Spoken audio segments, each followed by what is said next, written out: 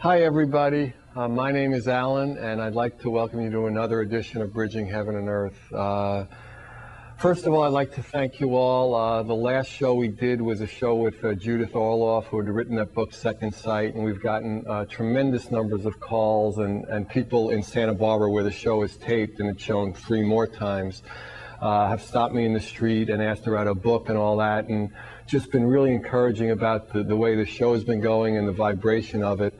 And we're really appreciative of that because, sometimes, we're here and the crew and, we do this show and without the feedback, we don't know if what we're trying to do, which is bring that vibration of oneness, the vibration of love, the vibration where there is no separation, where there is no division, where there's no conflict. That's the vibration in all its forms that we want to bring through the television cameras, and that's what we're all here trying to do. I know that's what the crew wants, the director and the camera people, audio, and everyone here. I mean, that's their hope and that's their desire. And again tonight we have a guest whose life exemplifies that kind of spirit, that kind of connection. He's had a long and varied spiritual journey and a history, and he's a teacher. He's a teacher of children. He's an artist. We have 10 very extraordinary and powerful paintings that come from that spirit of love, that spirit of oneness. And he's also a poet and a storyteller. And his name is Janaka. And tonight you're going to share with me and with the crew here some of that manifestation, some of that love coming through in talk, in paintings, and in poetry, and in story. So one other thing I'd like to talk to you about is that we got a call from Nora Patty, who is one of our guests in the last recent show. She's a psychic and a healer, and she is, over the next period, leading tours to the sacred sites and the holy sites in Peru and in Egypt. And she would like us to give you that information, and if you're interested, as we usually say during the show, please call me and I'll give you that information about Nora's trips. They should be extraordinarily opening and heart fulfilling. Let me read you a little on her flyer. It's mystery, exploration, discovery from the jungles deep in the Amazon to the ancient temples hidden high in the Andes. This is the one for Peru, obviously. Use the magic of the land to transform you. Dr. Nora Patty, author and spiritual teacher, will activate and guide you, your transformation through meditation and rituals and calm dancing energy. So if anybody's interested in that, this one, the one to Peru, I think takes place in November, so you'd have to call pretty soon. It's in August where this show is being taped live. So it's 805-687-2053. I'll give you whatever information you need. And also, just one other thing I'd like to talk about is that I've been meeting with a lot of people this week, and it seems like there's difficulties and tests for people and crosses to bear, or however you want to describe it. And to me, what really seems to be happening is that as we get more centered and as more love comes into our lives, we're being tested more. And in my life, there are things coming up that test me and test my desire for love and my desire for that consciousness and concentration, to be in it when the highs and lows of this external world happen, as they always do to all of us. So just please, this is advice from me. I'm giving it to myself and I'm sharing it with you to just keep on trucking, keep that faith, whatever practices you do, be it meditation, sacred dance, yoga, just keep doing it with that love and that concentration. And we'll all get through this and gain in faith and gain in love. So as we usually do at this time, to set a tone and a vibration for the show, let me lead you in a short meditation, or quiet. If you can do a meditation, if you have a technique, do it. If not, just close your eyes and just try to be quiet for a few minutes. So join me, please.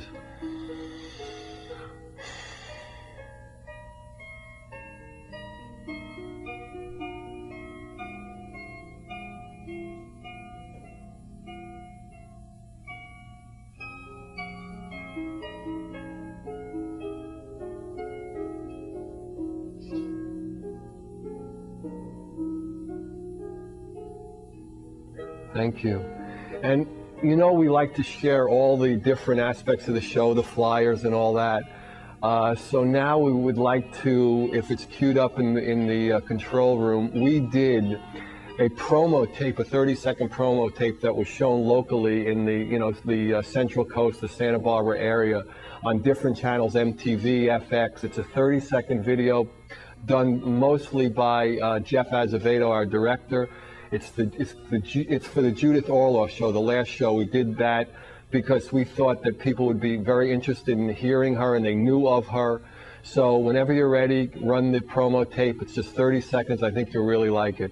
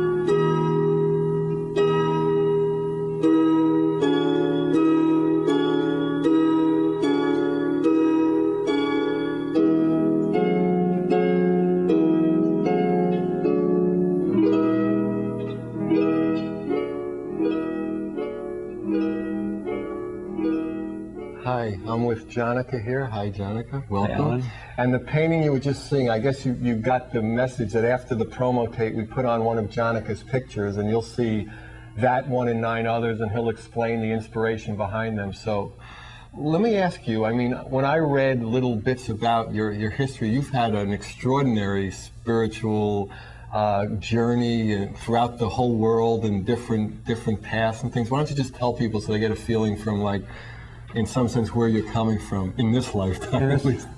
It was mostly out of desperation that I started my search, because I realized early on, especially in high school, just what the world was offering me out there was not it. And then I had this idea, probably around 20 years old, that life is an adventure, and when I die, I want to look back and say, that was an interesting book. I'm glad I lived it. It was a good movie. It was a good movie. You know, I'll see it again. You know, it'd be nice. I'll enjoy the rerun. And then when I went to Africa in the Peace Corps and lived in Cameroon for a couple of years, I was out of all definitions that my family placed on me, my friends, and I was. Where did you I go? was new. What part of the country? In the Bay Area, in San Francisco. So a very cosmopolitan, hip kind of. Well, it was very middle class, white, just kind of blah. And then you were in Africa. I was in Africa. And this was with the Peace Corps. With the Peace Corps. Right. And then my definitions, they started falling away. And I said, okay, I can put on new ones now. So I started experimenting. I would go out into the jungles and without any experience at all. And I really started to learn that there's beings around you protecting you, because that's the only way I could have gotten through some of the stupid things I did. I mean, you had some particular experiences of real danger, where in a sense, with a tent, that a tree fell out, or you were going to set up a tent. Is that, did I read? Well, yeah, I went through this Korup Game Reserve, which is one of the thickest parts of Africa, and the first night out there is just full of noises. Couldn't see a thing, just full of noises. And the night passed, got up in the morning, leisurely put my tent away, and about 50 yards away, this huge branch, the size of a tree, was smashing down right on my spot where my tent was. And the image I had was of an angel holding up that and saying, "Get going, get out of here," Until you left. Yeah, and finally. Right. And I just had all these, and knowing that there's something guiding me here. And you had a very strong sense of that. as you were proceeding? Yeah, my dream life is very strong. It's been strong from childhood. And so my dreams, I get more images and messages through dreams than I do so much in this. And that was We call this reality. This reality, Right. yeah. And also, there was, at some point, there was something about the first poetry book you wrote came to you in a dream. I mean, you were like praying Right. to Yeah, tell that story. I was in Australia, and I went out on kind of a walkabout on the southern coast of Australia, and I wanted to be a writer. And a lot of the reason I wanted to be a writer is because my father was a writer, and he kind of wanted me to be a writer. So it wasn't really fully my own Right. dream, but I wanted to try it. And so I was out in this eucalyptus glade with these black cockatoos, and it was very magical. And after a few days there, I said, God, I really want to write. Give me a story to write. And about 3 o'clock in the morning or so, there's a story of the hermit. And I was just starting to read the Tarot at the time too. And I said, not now, I want to sleep. But the story kept Right. pushing at me. So I finally got up and I started to write. And it just started flowing. And then over that year, it was also when I was starting to read the Course in Miracles and going through a whole year of just reading that the silent ripples, parables for the soul, began coming through to help me kind of gain better understanding of what I was reading. Yeah. So, and then your path led you to various teachers and... Yeah, and one of my first teachers, God bless him, he taught me about powers.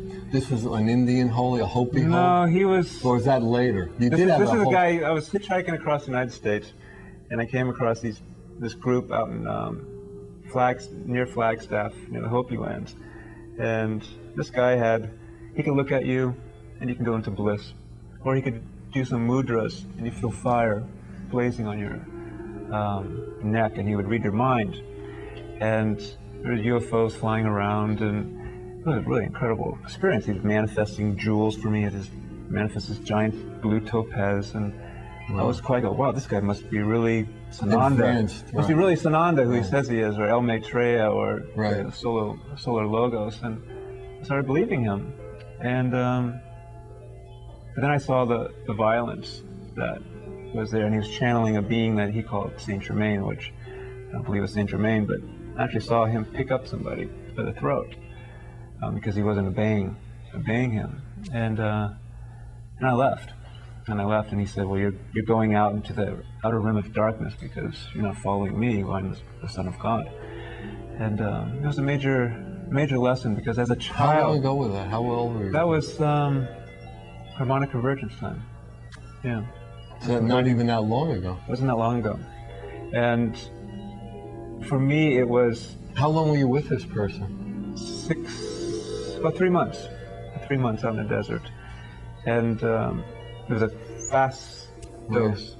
And it's because when I was a child, I think I was fascinated with the occult. And I started to... With the music, with power, with right. cities. Right. And he was a love great lesson. in a way is much more subtle. Right, very much more subtle. Right. And then when Satya Sai Baba of India started coming into my dreams, I said, I don't need anybody who's showing these what I call powers. Right. But my dreams are telling me that he wasn't about powers, it's about love. Love, right. And so it was years of fighting his contact with me, and what I call, for me, the kind of the divine mystery, because I don't know what to call him. I just know he's a guiding force. We were talking about that earlier. He's a Why guiding have to call force. him anything? Yeah, he's a guiding force. He does something for it. Right. Yeah, that's fantastic. So we have a lot of your paintings here, and I think everybody would like to see them. Would you like to start that off with a poem? You have that poem, Enthusiasm. Do you have it with you? Yeah, this is from Footprints Along the Shore of an Incoming Tide, which I wrote a few years ago. Started to write. Over a few years, these poems came out. And these also came out with inspirations from what either states of consciousness that I found myself in, or after reading something and being inspired. And this is called Enthusiasm. I spent the day with my son, who nears his 5th year upon this earth, watching him as he ran about exploring the world around him, his eyes alight with glee. That electricity, by following what his heart bids him do, propels him through the day with boundless energy. Enthusiasm originates from the Greek enthusiasmos, to be possessed by the God. How wonderful to be so possessed, to be inspired. People spend their days grudgingly doing tasks, enslaved by the mind that tells them that they can only do this or that. Day after day, they hope for the lottery, to be free to fulfill their dreams, dreaming, praying, while their eyes become more sunken and their bones more protruding, and gravity becomes more relentless to pull their bodies back into the soil. O adventurer of the cosmos, take up your banner of joy and go out into the jungle and roar with the tigers and charge with the rhinos and live each day with the light shining in your eyes. Janaka has, and the toy chest of heaven lies open for him to pick and choose, with angels anxiously waiting to bear such gifts. When your body drops, a rerun of your life you'll see. Make it a good one, when no yawns will drown out the words. Make it a show in which you can smile, laugh, say ooh and ah, which finishes in a crescendo of a wow. The infinite self needs nothing to add to itself, so it does not tell you to grab something outside, which will give you that happiness you seek, but you only believe is to be found on a Hollywood screen. That self which you are and share with all that is happiness complete, wanting to express in this wonderland of delight. If you feel anger at a desire thwarted, happiness did not send you that way, but only the shadow of unfulfillment.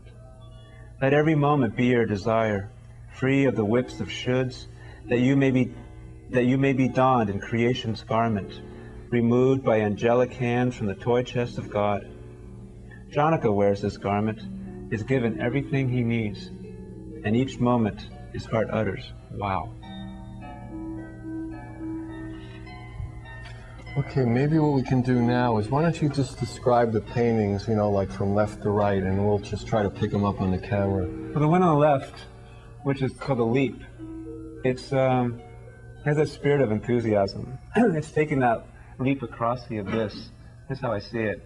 And it's comes from the lighter side into the darker side, and that's what I feel we all have to do, is take that leap into the dark and into the unknown. Into the unknown, right. Into the mystery in there. And you notice that she's wrapped in this gown of the sky. It's becoming the sky as well. It's becoming the creation. So it's like it's a bridging. It's like bridging. emerging. It's a bridging, it's emerging, it's the joy of dancing and going into the struggle too, into the strife, into the unknown. The duality. Yeah. Uh-huh. It's embracing that. And how, and these pictures recent, or are these? Yeah, these are, this is a series called a Jiva series, which is Sanskrit for the soul. And so over the past 2.5 years, where these started to come about. And these, I've read different things about you in different articles. They're called inner visionary paintings or stuff. Inner vision, it comes, a lot of it just comes out of the color. I start working with the color, and then I'll start seeing images that arise. And do these come in dreams, or just when I really come clearly to a painting? Excuse me. It's being blank and just working with colors and having the joy of colors, and then seeing something that arises. Okay, now I think we're going to the triptych, which is the... Yeah, and if you look at the middle one, that was the first one of this triptych piece, called Walk Between Hills. And that came about because my wife, Renee, she brought home this beautiful green candle holder. And she put it on one night, she lit it, and the bowl shape, which is where that, in the middle, that was reflecting on the wall with this orange glow, and I could see this person walking between these hills. I said, there's the... And so I immediately made a sketch, and then the next morning I started this painting. And then the other two came about, and this reminds me of an ancient brotherhood. There's a feeling of going into the sacred schools and sending out the initiates out into the world to give the knowledge, what they discovered in here. Did this thing come to you like all at once? And I mean, how did you decide that this was going to be a triptych rather than, you know, one? A friend of mine's. Or did you only have three smaller Actually, an owner. canvases at the time? Well, I had the center one, and that stayed there for a long time, just by itself. And then someone suggested, it's in the art world. She goes, you know, I'm getting this message that you should do 3 of these. One on either side. Yeah, one on each. And I go, let me see. And then I said, yeah, let me try it. I'll play with that idea. And then he came out on the left, which I really love him. Yeah, I mean, I've seen other your paintings, and I guess we'll all see them later. And there is like that the mage or the Merlin character, the master, the older masters in a lot of them. I think we'll see those in the next section. But I love that character. You know, some of your other paintings that have that as a central focus is really fantastic. Okay, so now this one, which one? What's the name on this? This is up from the Kiva, And why don't you describe what a kiva is, because that's in Hopi. Yeah, Hopi. Kiva is the ceremonial site that the Hopis use, and I believe the Navajos use it as well, of going into the earth and having their ceremonies and their prayers. And I see it as going into the earth and going into the darkness, and then there's this arising, the ascension, basically. And I just started with this painting from the picture of a kiva that I saw in a sacred architecture book. I did a lot of sketches on it and other type of preliminary drawings. I was fascinated by this architectural design. And then these other beings started coming out. I had no idea that they would come out. And a lot of times my paintings are done through mistakes. If I all of a sudden have this idea, I try to set it out there and it doesn't start working. So I make a mistake and I say, okay, this looks like something else. We only call it a mistake. Right. I mean, really, it's just, destiny took us there, like as you notice from this show. Right. It's, it's ever changing. That's true. And that's what I'm a teacher at the Waldorf School in Corvallis, and we teach the children it's okay to make mistakes.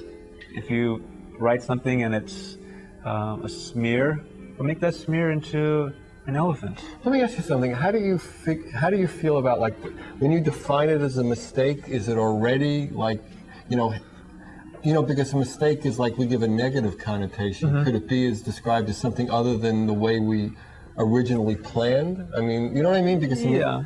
I mean, it's interesting to me because right. There is some. It's kind of like a weed. Sometimes we think a weed is a... Right, and the weed could be the healing... Yeah, it could be the plant, it could be something that's a volunteer plant. Right.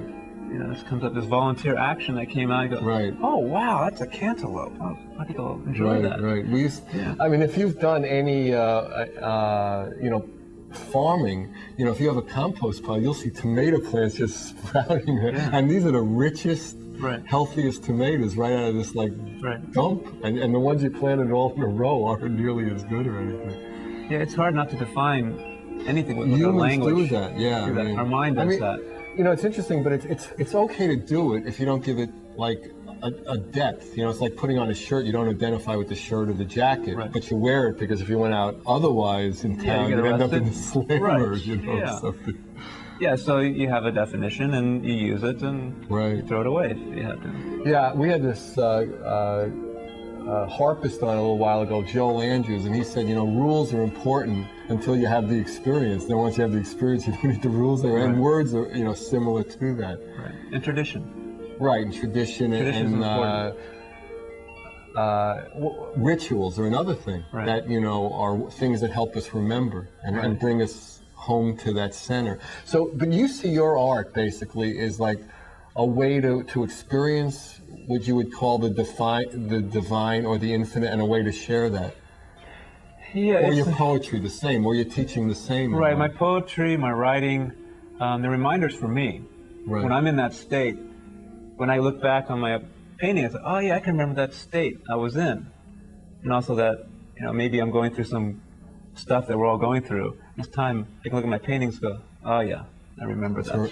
It's almost like a picture of a teacher, or, it just Oh yeah, that's what I'm about. Right. I'm about that devotion. I'm about that love rather than about the drama that I'm going through at the moment that looks real. Right.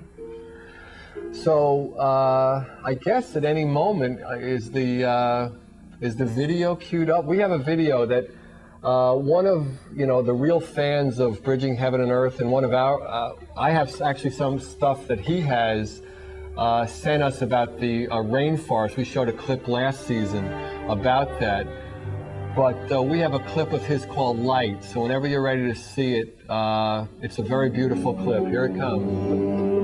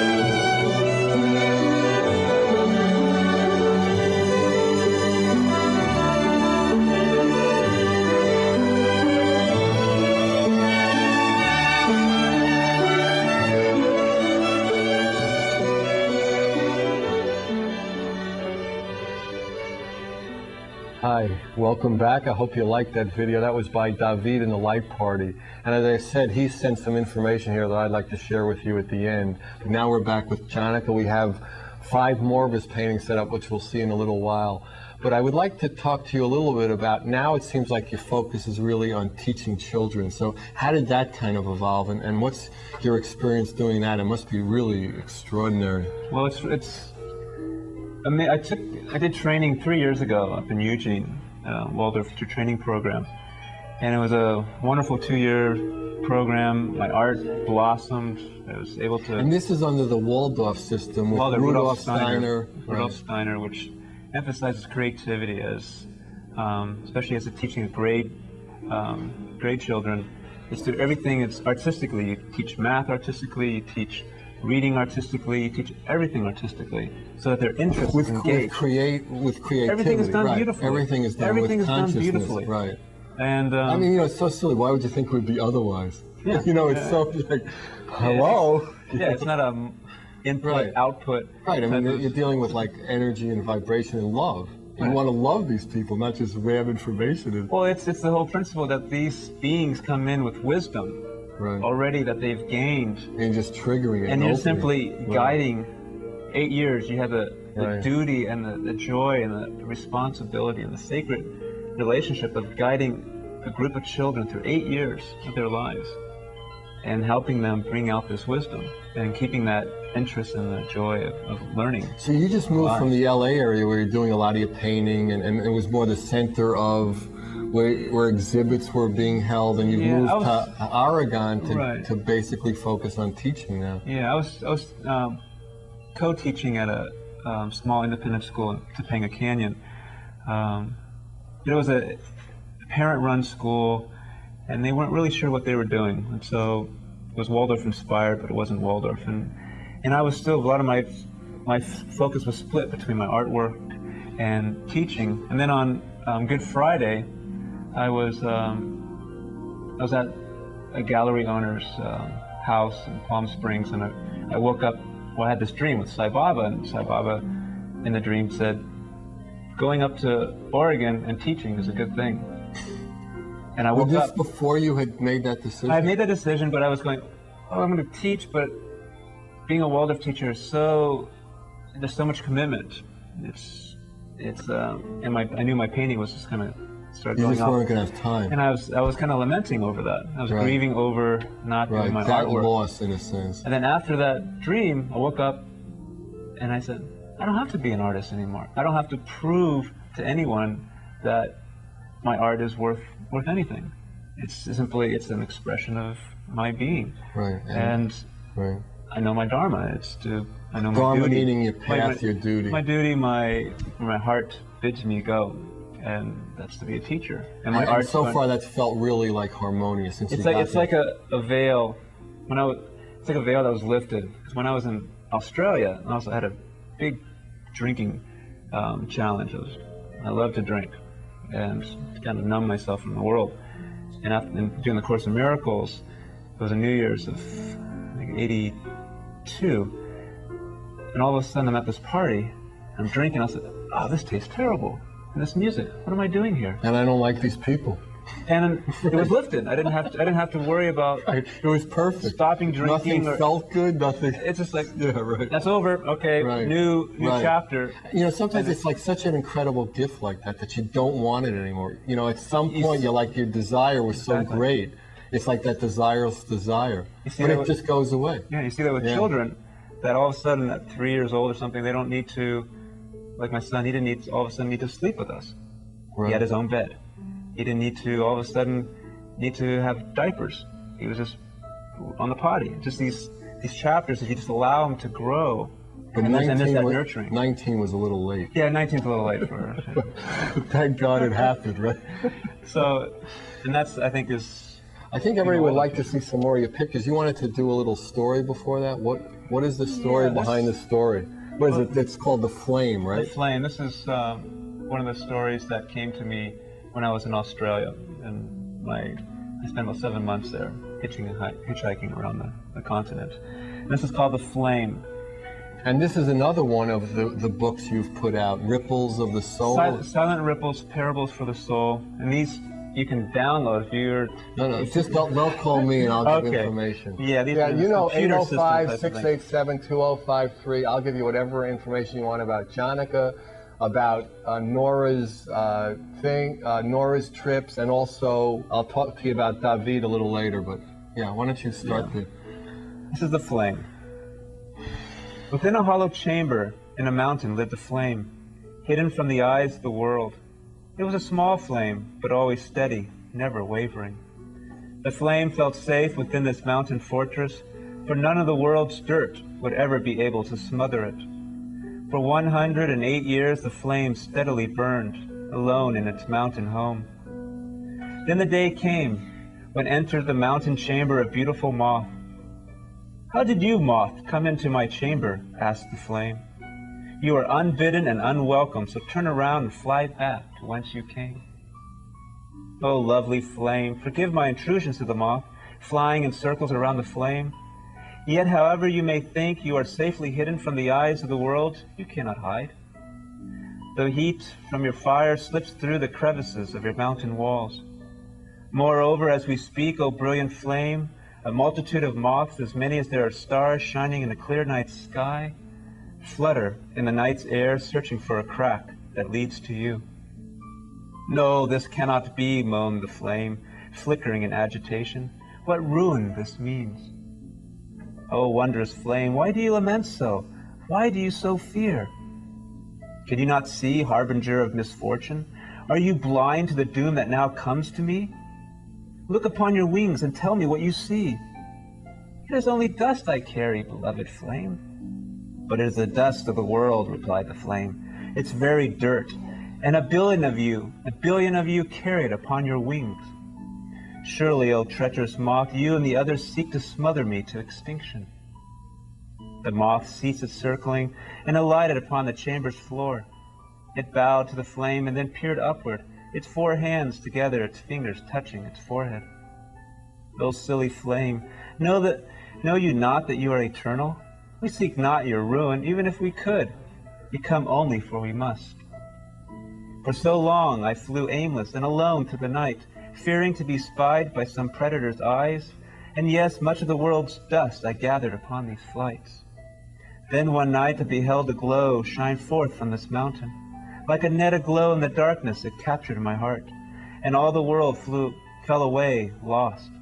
For I thought of nothing but to find that source of that light. Night after night I searched for the slightest entrance to the heart of the mountain. However, your mountain walls lie thick, the crevices set in a maze, and long it took me. But now I am here, O beckoning flame, in those nights when time loomed larger than your mountain, adorned with frustration and despair, seem now to be only a snowflake in your fiery hands. And, O precious flame, my soul's home, those others out there beating madly against your walls with their wings are as I. They come, though they know not why. Dear, dear flame, we seek not to destroy you. We are simply fodder to add to your very own fire. We fly to where destiny guides. And with that, the moth flew straight into the heart of the flame. And the flame lessened not a bit, as it had feared, but flared brilliant a moment before returning to its normal steady blaze. The flame enjoyed that feeling very much, and thought of all the awaiting moths fluttering in the night. The flame smiled, and down tumbled the mountain walls, whereby the flame stood exposed to the waiting 1,000,001 moths, each carrying upon its wings the dirt of the world. Without thought they came, straight into the heart of the flame, transforming the flame into the sun.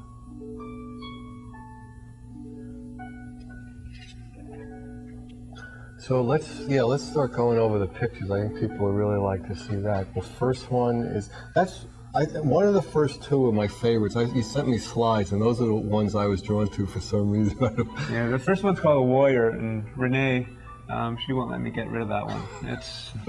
Is that Renee's favorite too? Renee's my wife, Janaka's wife. Yeah, and that's my favorite. And she too. watched it emerge. The faces kept changing, and yeah, the face. I think the front face is really. He's a spiritual warrior. Right. He's out there, and he's determined. He's the sort of discrimination to decide to know what's real and what's not real. And although he's out there in the desert, he's strong and determined, and there's nothing going to stop him. And how do you see the back? Is that a meditative figure? Is that part of him? Yeah, I see it as almost like a close up and a far shot of him, himself, watching himself, perhaps. The desert scenes. One of my favorite parts of my childhood was going to the Southwest. So I have a lot of mesas and buttes in my work. I find it very inspiring. Yeah, it's kind of like the ocean. It's like there's something so vast about it. It was the ocean at one point. So you still had the silence and the roaring, the roaring of the silence in the ocean, in the desert, in there.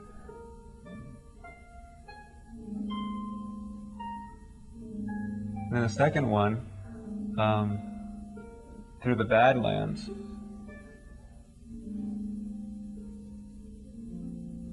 This also has the same quality for me as the warrior. Right. That was the sense I had. Yeah, it's going through those rough times and still seeing the light.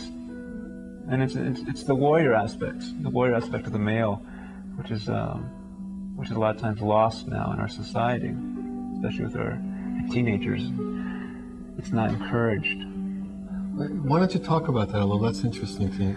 Well, it's Because a lot of women would say that, you know, it's so much male dominated that, you know, there's too much warrior and not enough of the female energy. it's the proper use of a warrior, the warrior who protects the children, protects the women, who Like protects the elder warrior. the elder warrior, Right. who's he's there to protect the community.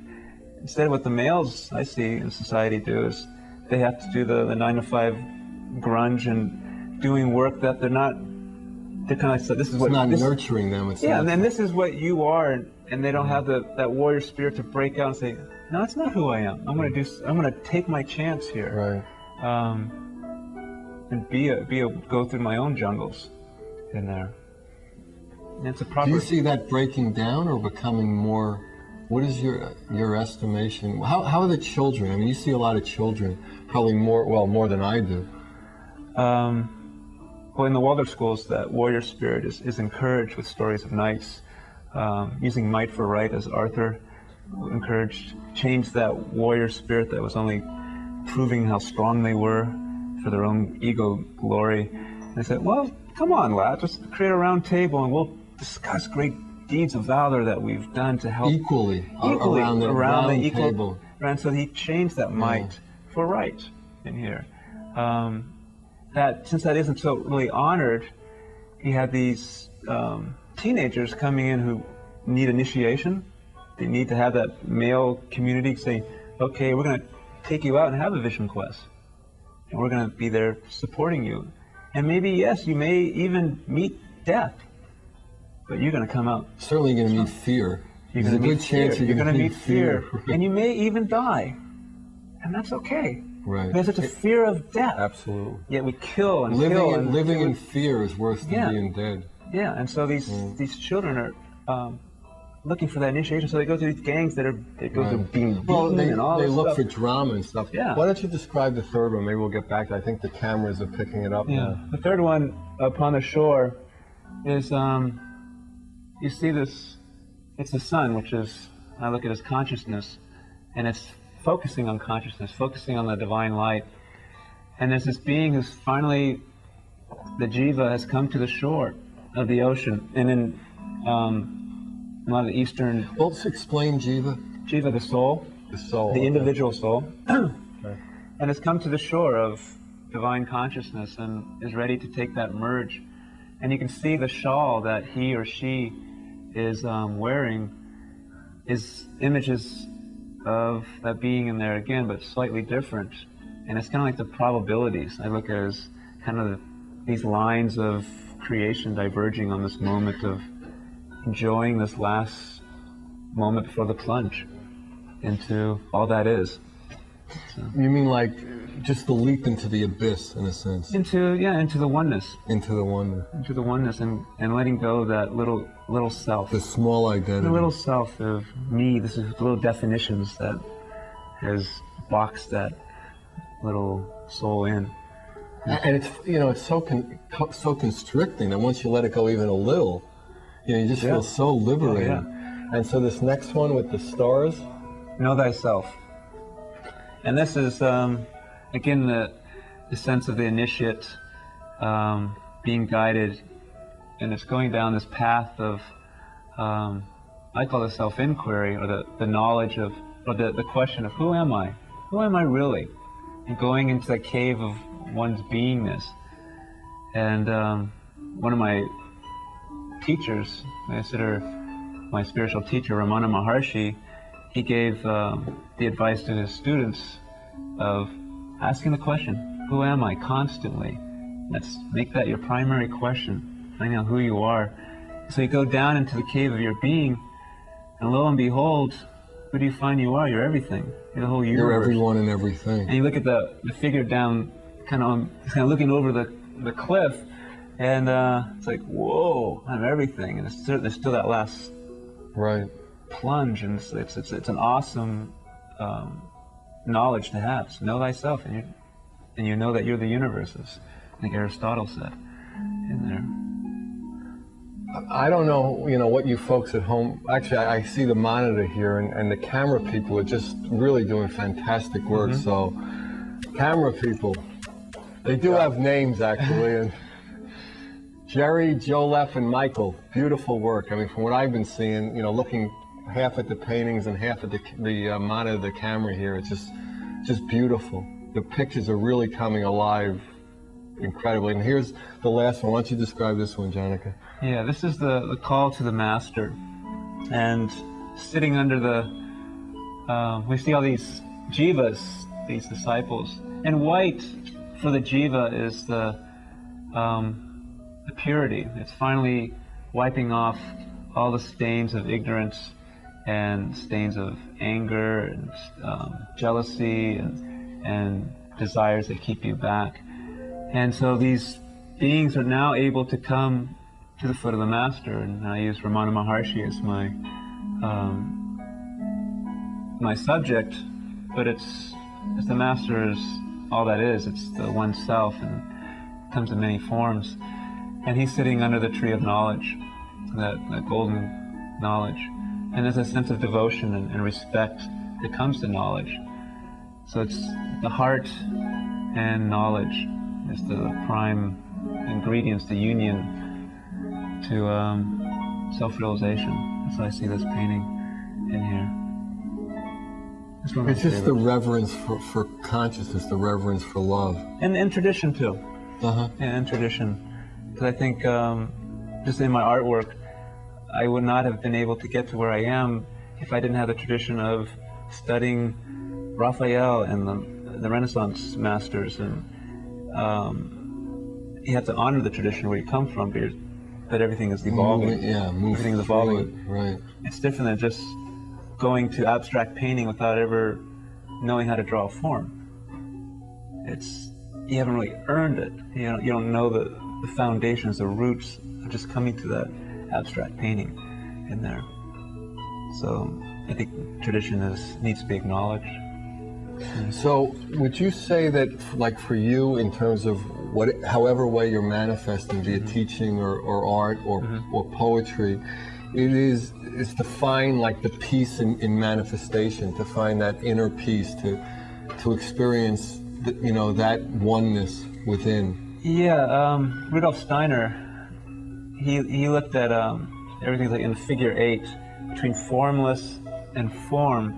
And a lot of my focus in my spirituality has been finding that formlessness of beingness, of just finding that oneness and knowing that I am divine no matter what I do. That absolute quality, that intrinsic factor X. That's what you're made of. Right. There's nothing else. There's nothing else. You can't take away from it. It's always divine. Right. It's like space. You can move your hand through space. You can throw a bomb in space. You can't do anything to space. It's always there, and everyone's moving through it. You can't get out of it. It's divine. You can't do anything. It's the essence. Yet there's also form, and this is what I'm learning more of. There is a creative aspect where you strive for perfection, where you constantly work on yourself as a human being to be better and better and better, just like an artwork. I'm not satisfied with any of my pieces. They all need to grow and to be better, yet they're not who I am. And I'm confident and I'm secure most times of who I am, but I can still enjoy the struggle and the striving of perfection in there. So it's having that balance, the harmony in there. And that's also where morality comes in too. Yeah, and integrity. Right. You can get, and I see this in a lot of people who are into the kind of abstract spirituality, is that they can get everything is God, everything is great, but they may do actions that they're not certainly integrity. Don't line up with, they don't exactly. line up with that, and they say, well, everything's fine. It's okay to make mistakes. Yes, it is okay to make mistakes, but there's also consequences for everything that we do too. Right. So it's that fine line, it's that razor's edge. Well, and taking responsibility that you're in a human body, that you're bridging heaven and earth, and how do we, keep the balance in there of spirit in a human body? That's the test. And the earth. And the earth, and honoring the earth, the form. Well, my whole experience is if you felt the oneness, I mean, how could you treat another person or a tree or the ocean with anything but love? Right. It's just we don't have that experience enough, so we experience the difference and the separation. Right. So then it's like, you throw crap in the ocean, it's like, what's the ocean? But if you experience the ocean as you, or a tree as you might have to throw something into it, you might have to cut it down, but you would do it with a different kind of experience. Right. You know, do it with love. If it's, you know, if it's actually required at the time. Right. I had this period of grace. It was 2 years ago after I was going through a major separation. I went through this initiation called Ascension initiation, and for 3 days I was in a place where I couldn't even think of fearful thought. The whole concept of separation was just ludicrous. Right. It was totally ludicrous, and then it started to become lower, where I could, the thoughts after a few days, the thoughts would come of fear, and say, okay, I can play with those thoughts, or I can just let them go. And then as more drama happened in this life, Right. then okay, here's the fear thoughts, and I have to kind of dodge them and Right. you know, work with them. But it was being in that state. I think that's where we're going. Is that Exactly. the whole We're rising in We're rubbing up against the magnet enough times that we become the magnet, and that's we become the experience. There's no. and we're moving in a higher octave Right. in musical Right. language. We're going Exactly. into a higher octave where fear thoughts, which are so down and Right. low. Right. Let Let me just do this one thing. We showed a tape last year about the redwood rainforest, and I was sent this by Davida, the Light Party, and I thought I'd like to read it to you. A call to conscience and commitment for the preservation and protection of the headwaters redwood rainforest. We are deeply concerned that 60,000 acres of priceless, pristine, ancient redwood forests in Humboldt County, North Carolina, are now being threatened with destruction by Charles Hurwitz, junk bond financier and CEO of the Pacific Lumber Maxim Corp. To allow the destruction of this primeval forest ecosystem, in truth, is to damage our national soul, to allow the forces of corruption, arrogance, and greed to destroy that which is sacred and beautiful, constitutes an abdication of responsibility to oneself, one's nation, and to that which is eternal and sacred. The issue is crystal clear. So, I mean, that's basically what the issue is about. Now, this is the new letter that just went out recently from the Light Party. Dear friends, greetings.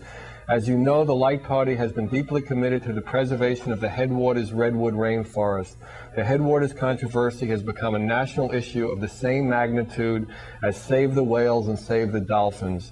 On September 14th, that's September 14th, 1997, a landmark event will be taking place in Carlotta, California, the site of the Headwaters and Pacific Lumber Maxim Corporation. This promises to be the largest nonviolent civil disobedience demonstration in the history of the environmental movement. In synchronization with this event, epic-making event, the Light Party has committed to placing the enclosed announcement, Act Now to Protect the Ancient Redwoods, which I just read you part of, in the op-ed USA Today page for the weekend of September 14th. This will expose this powerful message to over 6 million people nationwide. Hopefully it will serve to further awaken the national consciousness and empower people and our national leadership to join together to protect and preserve this sacred national heritage. We have an unprecedented opportunity now to successfully resolve the Headwaters controversy, which is a metaphor for the environment versus the economy debate. So, I mean, basically, when we saw this film last year, and to see the magnificence and the beauty of these redwoods, and to tear them down for decks and, redwood chairs and stools, it seems like there must be other places they can get them from. These are just our brothers and sisters. They're brothers and sisters of love, and we should really maintain them with whatever we can do to do that. So, they're trying to work out a deal with the government. So if you want any information about the Light Party or about this demonstration or about how you could participate, please give me a call, 805-687-2053. That's 805-687-2053. I'd like to thank you all for coming. I'd certainly like to thank Janaka. He came down from Oregon to be on the show, and then he drove down to visit friends in LA, and he drove up from LA to be here. He brought all the paintings with him. We're honored to be there. Please remember, whatever difficulties you might think you're having in your life, that there's light on the other side of the tunnel. Have the faith, have the glory. It's all there for you. The experience you want is coming, it's available, and, hopefully we'll just keep doing shows. We love you. Thank you. Good night. God bless you. God bless. you.